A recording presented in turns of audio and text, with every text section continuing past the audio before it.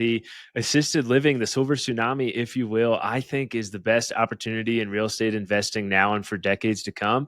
You mentioned it, man, that baby boomer generation. And the crazy thing is that makes up 77 million people. There's 77 million baby boomers. 7 out of 10 of them are going to require long term care. That's 59 million boomers who are going to need long term care. And the even crazier thing to think about is right now we're a million beds short when it comes to assisted living. And 82% of those folks that are in the assisted living homes right now are part of the silent generation. Okay. So we're not even seeing baby boomers really trickle into these homes just yet. It's coming, but the opportunity is absolutely incredible. Nobody's born incredible. People who do incredible things simply took the right steps. This is our journey. This is the hunt for incredible. All right, welcome back to another show, another episode of the Hunt for Incredible. On this episode, we have my man, Dr. Alex Schloe. Alex and I, we actually met through Brian Lubin, so we became friends on his 30th ski trip in Whistler, Canada, which was a lot of fun. And we hit it off because Alex is actually an investor in a space that I think is going to be a massive wave coming in. And it's far enough out that not a lot of people see it, but it's going to be absolutely huge. And that is assisted living homes. We have more baby boomers retiring than any other generation right now. They make up such a massive percentage of the population. They need to be taken care of. So we'll be diving into all of that. And I think with my background in boutique hotels, I see the assisted living space. And I think, dude, a boutique assisted living home like experience, I think is just on the cusp of being a massive wave that's not getting enough attention right now, but the people who are riding that wave are going to make a lot of money and do a lot of good. So I'm super stoked to dive into that with Alex. Alex is also a physician. He's a family medicine physician. He's an investor in multiple asset classes. So he's been in long-term rentals, short-term rentals. He's partners on a hotel deal with Blake Daly, who you've also had on the show, who is out at Brian Lubin's 30th. And he's an investor in an RV park. And he's also, I don't know if we're going to have time to dive into it. Maybe we can. He's delivered a baby in front of a pickup truck, which is like a random fact that came up right before we hopped on the call. And maybe we'll touch on something else that's really interesting that I'm excited to dive into is Alex raised over $1 million in just 7 days for one of his most recent and biggest deals that he did. So we're definitely going to dissect that. He also has a community that coaches others on how to acquire and operate assisted living homes. He has a podcast called Physicians and Properties with a Facebook community that I'm excited to be a guest on sometime within the next couple of weeks. And what I like about Alex is that he has a strong emphasis on purpose. So not just going for the thing, which is what people get hung up talking about, like what goal are you going for? How are you getting there? But also like, are you being thoughtful about your purpose behind it? Are you just following the crowd and trying to get rich and party and have financial and geographic freedom because everyone else says to? Or are you actually going to do something with that fulfills a purpose inside of you, which is vital. So Alex, thanks for being on the show, man. I'm stoked to dive in. Gideon, me too, man. That was a great intro. You're too kind, and those words were too nice, man. So I appreciate that. Yeah, just to dive in right from the beginning, man, the assisted living, the silver tsunami, if you will, I think is the best opportunity in real estate investing now and for decades to come. You mentioned it, man, that baby boomer generation. And the crazy thing is that makes up 77 million people. There's 77 million baby boomers. 7 out of 10 of them are going to require long-term care. That's 59 million boomers who are going to need long-term care. And the even crazier thing to think about is right now we're a million beds short when it comes to assisted living. And 82% of those folks that are in the assisted living homes right now are part of the silent generation. Okay. So we're not even seeing baby boomers really trickle into these homes just yet. It's coming, but the opportunity is absolutely incredible. Wow. Yeah, I talk a lot on this podcast about the massive transition in wealth that's coming up. A lot of people are talking about it these days, right? 10,000 baby boomers retiring every day. They own roughly 25% of small businesses. But what seldom gets talked about is what happens after that transition. Like, how are those people taken care of? So with that, let's dive right in. So Tell us about this assisted living deal that you just raised $1 million over 7 days for. Thanks, man. Yeah. So this was an independent living deal. So if you're looking at the continuum of assisted living, you typically have like independent living, which is 55 plus. They can still do their activities of daily living. They don't really need a whole lot of assistance with those activities of daily living. Then you have assisted living. They need help with those activities of daily living. That's like bathing, toileting, cleaning, cooking, etc. And then you have memory care and some of the more kind of higher medically intensive assisted living homes. Memory care, of course, being with patients with dementia, and then you have nursing homes, skilled nursing facilities. So that's kind of the continuum of assisted living that exists. And so, yeah, I just had the opportunity recently to raise capital for this amazing deal in the Villages of Florida, which is like Disney World for retirement folks. And the reason I had this opportunity was I had a doctor, Dr. Francesca Byrne, and her husband, Ryan Byrne, on the podcast about a year ago.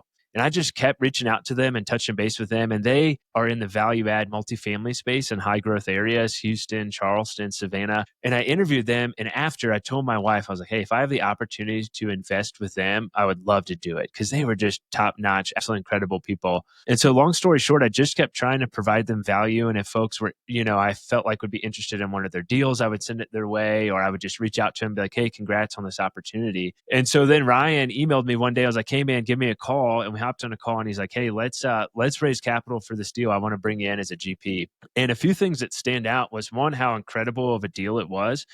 485 independent living units in the Villages of Florida, which is, like I said, just an amazing place. And it was actually approved for 600. And Greystone, who's going to be the property manager of that independent living facility, they were like, hey, you could build all 600 right now and we'd be able to fill it up. Like, that's how much demand there is. And so, really cool deal. Ryan was like, hey, man, we need to raise $2 million. We'll just both kind of get after it. And out of the 2 million, we'll just split, the acquisition fee and the distributions and so forth based off that, which was awesome. I was terrified initially because I'd never raised more than 650,000. And the minimum investment was 250,000. And I was like, man, like that's crazy. That's a huge minimum investment. Everything else I've done has been 50 to 25,000. It was kind of this big, hurdle to get over. Ryan was like, trust me, man, it's going to be easy. Like, you're going to see that the minimum investment of 250 is easier than 25,000 minimum investment. And he was right, man. Through Physicians and Properties, the podcast I host and the community that I've built, we were able to raise over $1 million in 7 days. And that was through sending a couple emails and hosting a really awesome webinar and then sharing the investment materials that we created. And we ended up oversubscribing like significantly. So we had to have a wait list. And so it was an amazing opportunity. And it was definitely, a mindset shift for me that, like, really, if you have an incredible deal, you're partnered with incredible people, like, you can raise any amount of capital. So don't limit yourself on what that may be. What type of access do you have to people to have a minimum 200? Yeah, it's pretty wild. So a lot of these investors are physicians, and so they have higher incomes. And the cool thing is there's some good tax benefits in this deal, and so they're really interested from that perspective. The other thing that's helpful for assisted living, independent living, raising capital for that asset class is healthcare workers. Specifically physicians, but also nurses or nurse practitioners, physicians assistants. Like, we understand the situation that we're in from a healthcare perspective for seniors. We also understand that the big box facilities, like those huge buildings that you go into and smell like urine and caregivers are taking care of 20 residents, we also realize that that's not the best way to take care of folks. And so healthcare workers are really in tune with that and really interested in investing in that because we see the huge need that is there from an assisted living and independent living perspective. Mm. Dude, I need to connect you with my friend Riley Brennan. So I had him on the show last week, and he worked with medical professionals that were investing in real estate in Ohio, where the Mayo Clinic is. And he was saying that they raised like a $200 million fund from physicians that were at that hospital and started buying up multifamily all over the place. And so Riley was in charge of deploying that capital. So in terms of thinking about what structuring, like with having access to capital like that and structuring a fund to do something really big at scale, and what does it look like to raise $200 million to just buy up all the assisted living? And then also in the medical space, they understand assisted living better than any other commoner, right? Because they understand like, oh, there actually is like a medical need here to make sure that people are taken care of for reasons that they understand deeply. So yeah, it'd be very interesting to get creative on what scaling really, really big with something like that would look like. Yeah, man, I'm hoping in a year I can come back on the podcast and tell you that we've done that. But it's crazy to think about, man, raising 200 million for Mayo, yeah, in Minnesota. I wonder if Riley, does he work for Black Swan by chance? There's a doc out there, Dr. Stokerberg and Nick, and they have a big real estate company out there in Rochester where Mayo is. I wonder if he's affiliated with them in some way. Possibly.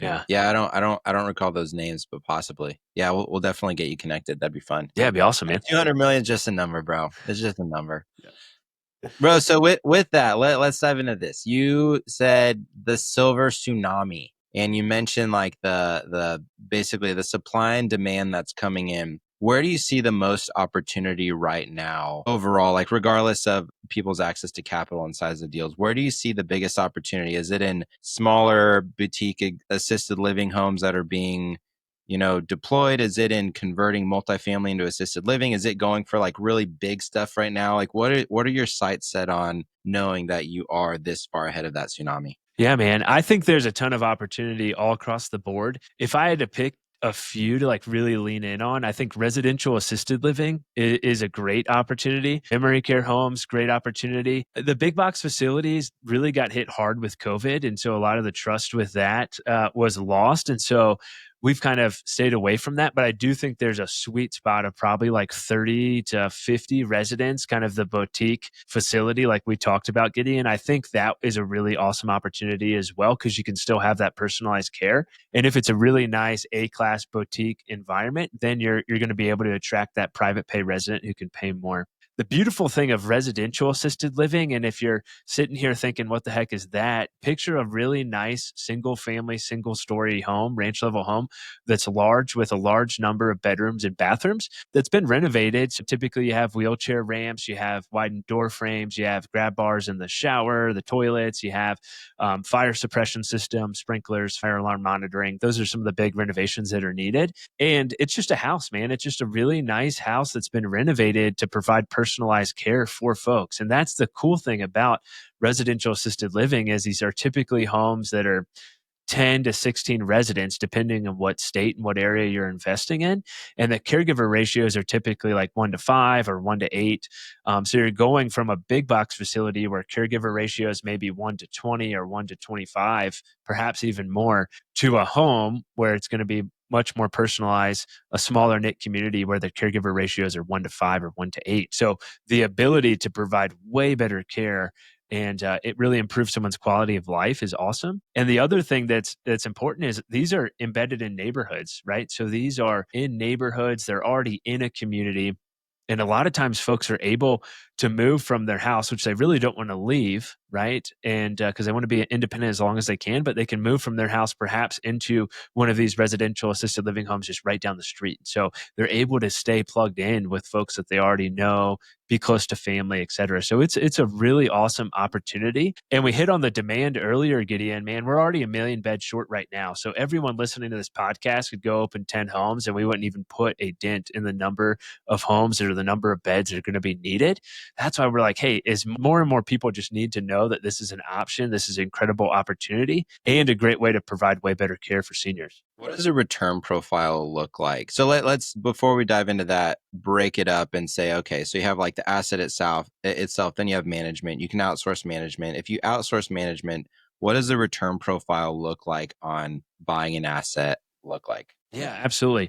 I'll break it down a little further too. There's multiple different ways that you can invest in assisted living. There's 4 ways that you can do that. One would be lease to operator, which we call L2O because we try to be cool. But that's basically where you buy the real estate, you lease that out to an operator on a commercial lease. The operator does all the day-to-day care. They're responsible for care of the residents. They're responsible for liability insurance, food, maintenance, etc. So lease to operator B. You could also buy the real estate and own the operation. So you own the real estate and you're responsible for all the day-to-day care. You could lease your business to someone's house. So essentially you could be the business who's doing the operations and you come to a landlord like me and you lease out my home. or you could passively invest. So those are the four big ways. I think it's helpful to distinguish that because that's going to determine what the returns look like. But for example, lease to operator, so you're buying the real estate, you're leasing that out to an operator, that is the more passive approach. Cash flow is going to be a little bit less, but it's more passive. We have 5 of those in Arizona. They're on commercial leases, 3 to 5 years with a 3% annual increase. And each one of those homes cash flows in between $3,000 and $4,000 per month,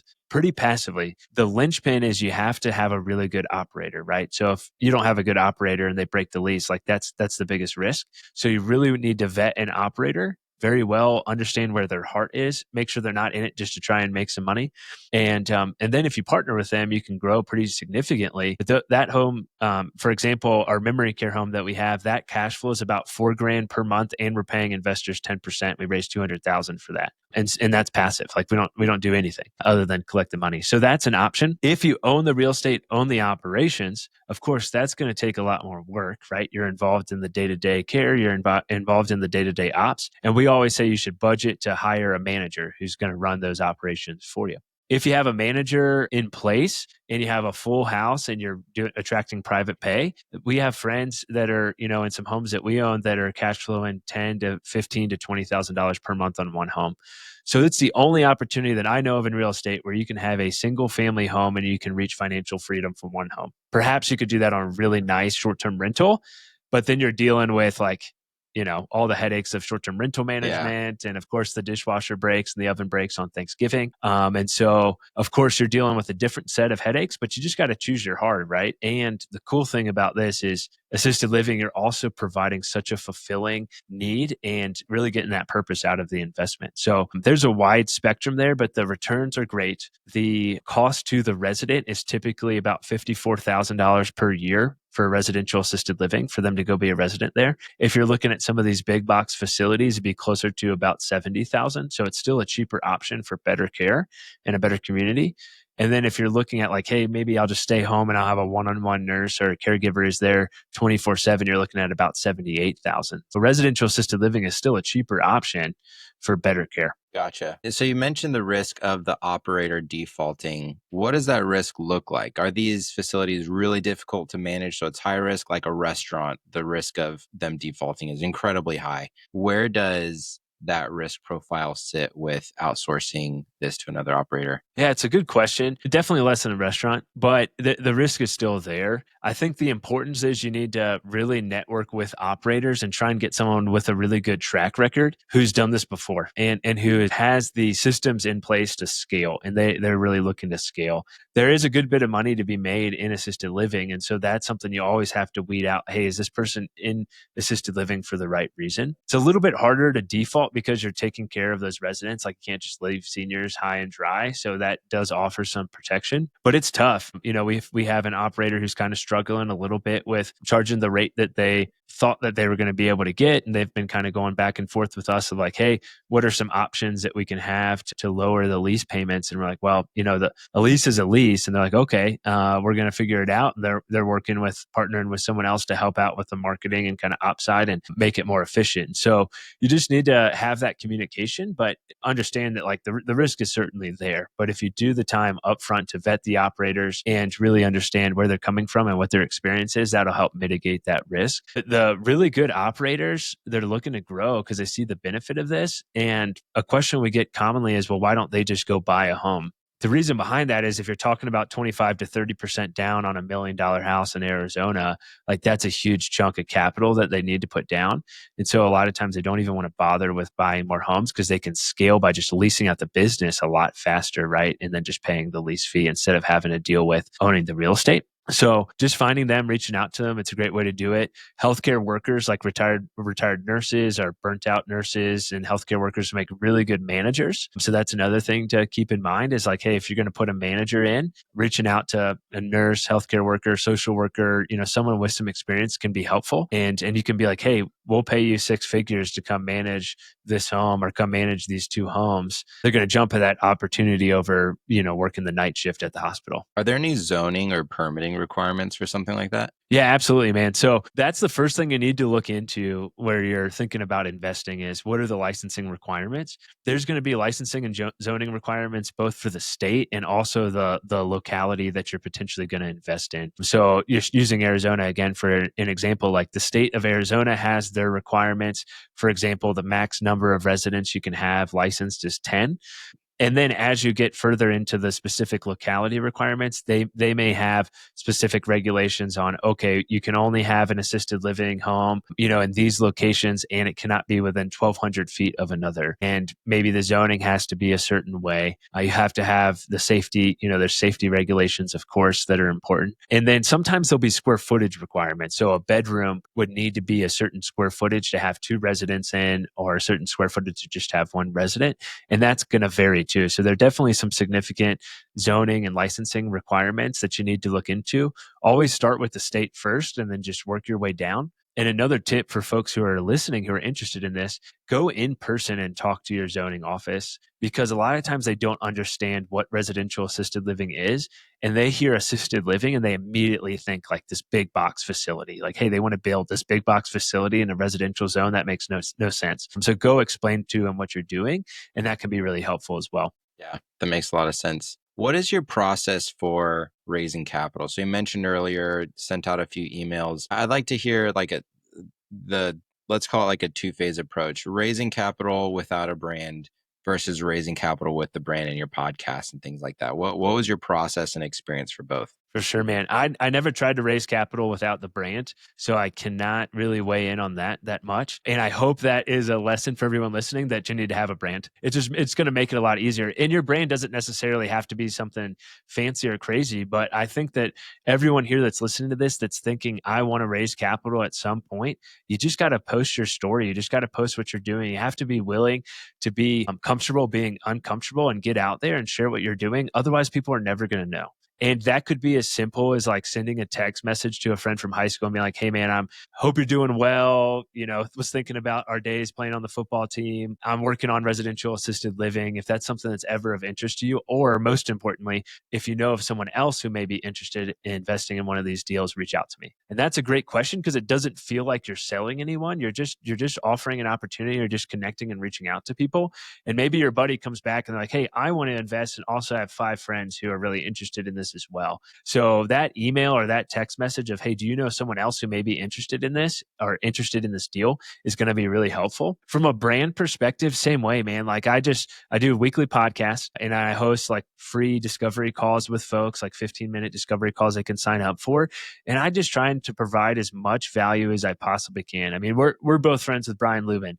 Perfect example of someone who just gives as much as he can, builds those relationships, builds that network up. And then when you get to the point where you have the ask to raise capital, people already know, like, and trust you, and they want to do that. So it's been really awesome, man. I think the podcast was the best decision I ever made from a networking perspective, from a deal flow perspective, and from a raising capital perspective, because folks just listen to that every week and they know what I'm doing and they know, like, and trust me. And I've been really fortunate to raise capital in that regard. I love that, dude. Yeah, I am obsessive about telling people to build in public, whatever you're doing. There's this idea that you have to achieve a certain level of success or have a certain level of experience before you can share your story and teach people. But you don't have to always teach people as the expert. You can also share your story as the person who's on a journey learning and buying these deals. That's something that I wish I had done earlier, is share my journey of, hey, I have no idea what I'm doing getting into real estate. This is my story, and documenting it as I went. I'm glad that I did start, and it's been one of the greatest force multipliers for everything that I'm doing. Like I said, I don't remember if it was on this podcast or the one right before. I've had back-to-back podcasts today, so I might be repeating myself. I don't think I am though. Which is like I when I was raising capital, there was somebody that I reached out to who I hadn't spoken to in a decade. And we hopped on a call because they said that they were interested in investing in the deal. And a few minutes in, mentioned, like, they literally stopped me and said, oh, no, dude, I know what you're doing. I've been following you along. I'm down to invest. And literally a few minutes in, they invested 50 grand. And it was the best return on my 5 minutes I've ever had in my entire life. And it was literally just from building in public and sharing the story. And building that trust. Because like I said, I hadn't talked to him in a year or in a decade. In a decade prior, like we knew each other. We were friends, but we weren't like super close. So it's literally just like building rapport with people by sharing your journey and your story over anything else. It's one of the greatest force multipliers that I have ever come across. Yeah, for sure. And, I think people are scared or, have that imposter syndrome of sharing content or starting their own podcast because, oh, maybe there's a lot of podcasts. But dude, it doesn't matter how many people listen to your podcast or who watches your content as long as it's the right people. And it only takes a few people to raise a pretty significant amount of capital, anyways. And so it's just being willing to get out there and just keep providing tons and tons of value, and it's going to come back to you. I love that, man. I completely agree. It's wild for me when I hop on a call with somebody and they're like, "Hey, how's Jack doing? How's Owen? Oh, how was your camping trip?" And I'm like, "I've never talked to this person before in my life. Like, how do they know that?" And then I realize it's because I share my journey and I share my life on the podcast. And the other cool thing too, Gideon, is we're going to be able to go back and listen to this in like 15, 20 years. Our kids are going to be able to listen to this podcast and they're going to be able to learn from us and from our journey and from our struggles and from our failures and also those big wins. And so it's really cool to be able to document that for the future as well. Yeah, 100%, man. So you have a community. Let's break down a bit what diving into and scaling that community and how you deliver value there looks like. So what did that kick off and launch into, I guess, growing it look like? Yeah, so we have a community called the Row Room Assisted Living Mastermind. And that really started because we were looking for more and more operators for lease to operator homes. So we started a Facebook group that's like residential assisted living, investors, operators, caregivers, or something like that. If you type in residential assisted living in Facebook, it'll come right up. And we started that just looking for more operators just to build our Rolodex. And then it quickly grew to, I think we have 13,500 people in that group now, man, which is crazy. And I guess a year and a couple months. And in that community, we were just trying to provide a bunch of value, share what we were learning, kind of share our journey along the way.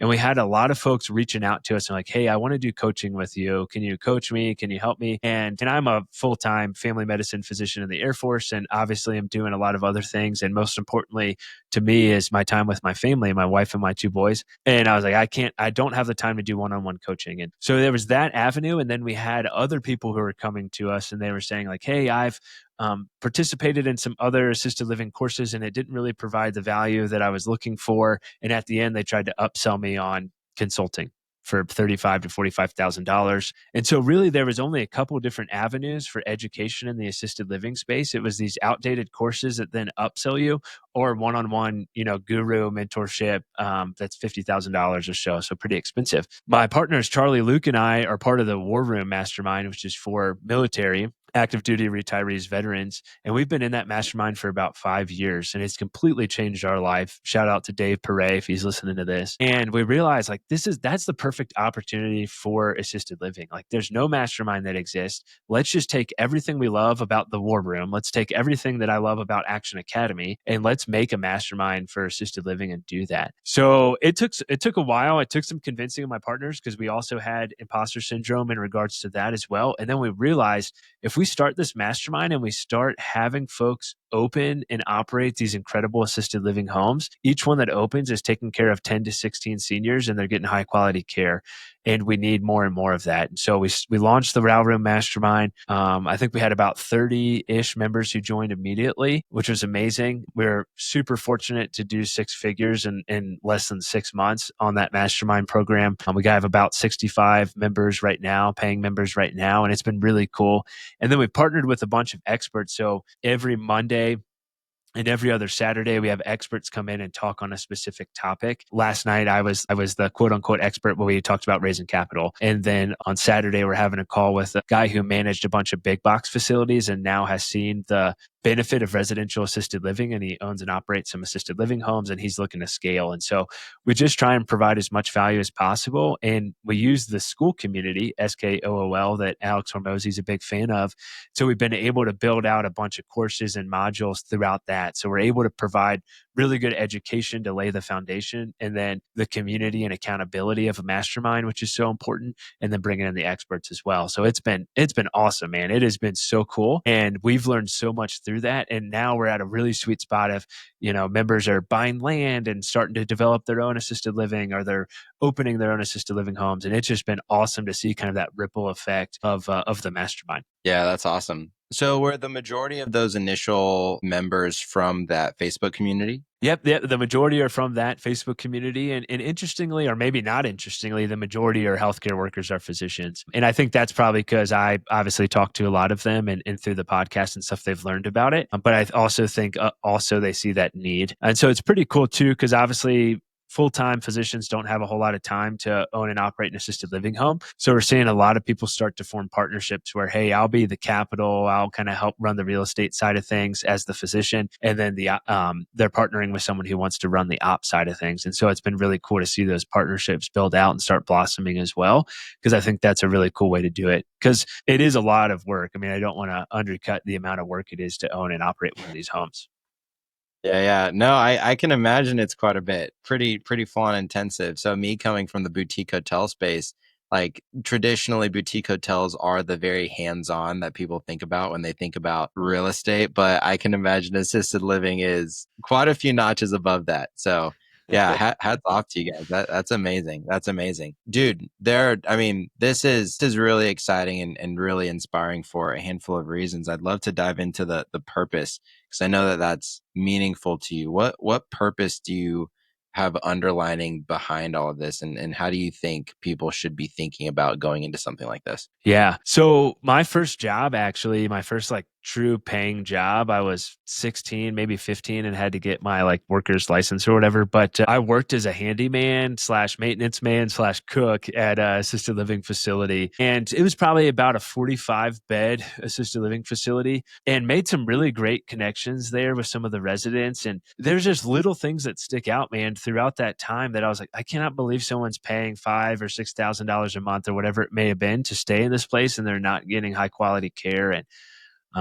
I remember one guy named Dick. He was an executive at IBM, and he asked me to come in his room one day to take a look at his TV, because he's like, "Hey, this TV doesn't work. It's broken, and I've been trying to watch it, and I've been trying to get help for the last 3 days from the caregivers, and they're just ignoring me. Do you mind taking a look?" All it was the batteries on his remote were dead, and it took 3 days. And it's something as simple as that, where it's like, man, this guy's paying 5-6 grand a month to be here, and no one's even willing to change the batteries of his remote. Now, obviously, that's a small thing, but also rotating as a physician through a lot of these nursing homes, I was seeing residents with pressure ulcers that should have never happened, that are like laying in their urine for way too long because caregivers can't get there in time because they're taking care of 20 other residents. Like, there's just such a need for these homes and this more personalized care and a much more hands-on approach, that that's a big driving factor for me. The other thing too is my grandmother passed away of ALS when I was in med school, and she never made it to one of these assisted living homes, but she did go on hospice and have some really good end of life care. And that was a huge game changer for her and for the family, and gave us a lot of closure as well, because she was able to really die peacefully and die with dignity. And ALS is an absolutely terrible condition, but she was able to do that with grace and die with grace. And so that's always been a motivating factor for me, is like, can we do the same thing for our residents going forward? And can we do the same thing for every senior in America? That's impactful, man. That's very powerful. At the Hunt for Incredible, we believe that questions are the answers. So what questions do you feel people need to ask themselves or others to be successful in the space? Absolutely. I think one really easy question is just ask yourself, what type of environment do you want your mom, dad, grandma, grandpa? What type of environment do you want them spending out their last days? And what type of care do you want them to receive? And if there's nothing in your area that provides that, maybe you're the one that needs to open it. Maybe you're the one that needs to start it. That. Alex, where can people find you? Absolutely, man. You can find me all over the place. I'm the only Alex Schloe I think that exists. So just Google me. That's fine. But I'm on Instagram. Schloe3 is my personal. Physicians and Properties is my physician account there. And then I'm on LinkedIn. Just Google Alex Schloe. And then if you want to know more about assisted living, we have a free 10-step guide on our website. So if you type in theralroom.com or the RAL room.com, that'll come right up for you. You can sign up and get a free 10-step guide. And if you want to know more beyond that, just reach out to me. I'm always happy to connect and chat with awesome folks. Awesome. Alex, thanks for being on the show. And let's start a $200 million fund, man. Here, let's go, Gideon. Looking forward to it, man. We'll start the boutique hotel, if you will, for seniors, man. Let's go. Hell yeah, let's do it.